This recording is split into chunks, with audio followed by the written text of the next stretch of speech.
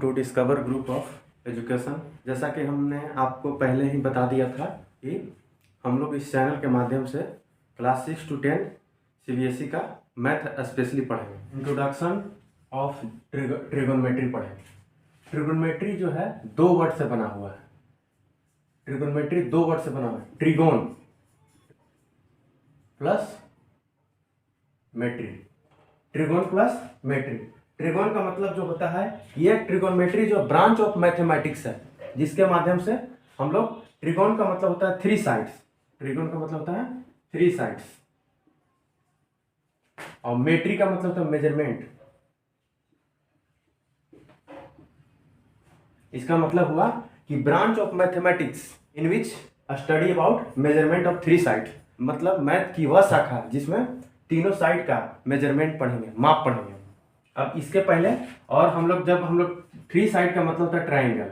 Three sides का मतलब होता है ट्रायंगल, और हम लोग ट्रायंगल भी स्टडी करेंगे इस टॉपिक में। तो सिर्फ राइट एंगल पढ़ेंगे। राइट एंगल है ना।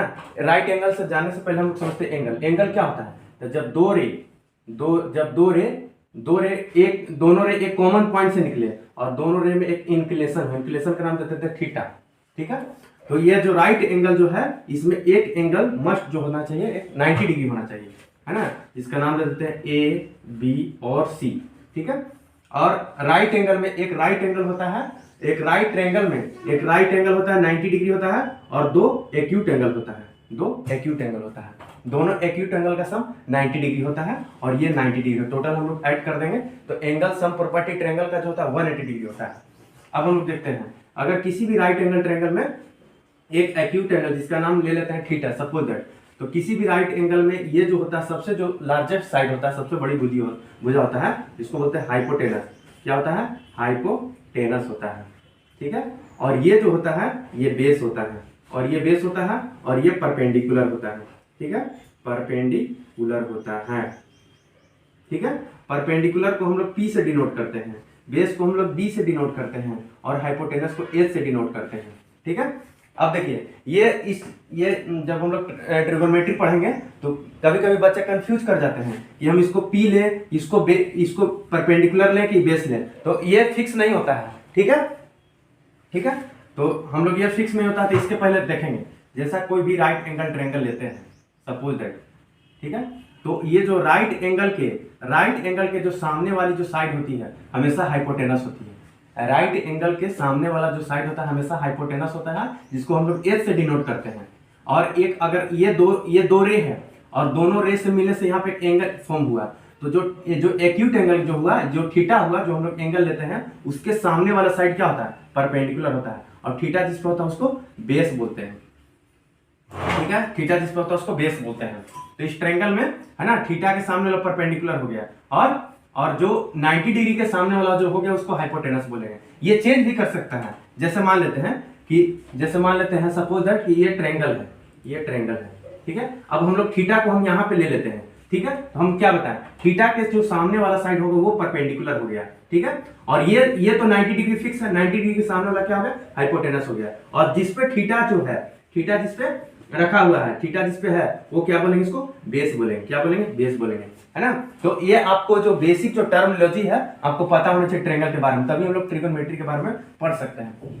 नेक्स्ट, आप कुछ ट्रिगोनोमेट्री जो रेशियो जो है ना, ट्रिगोनोमेट्री रेशियो है, ट्रिगोनोमेट्री आइडेंटिटी है, जाना पड़ेगा। जैसे सपोज ये थीटा है, तो यहाँ पे एक आइडेंटिटी है साइन थीटा।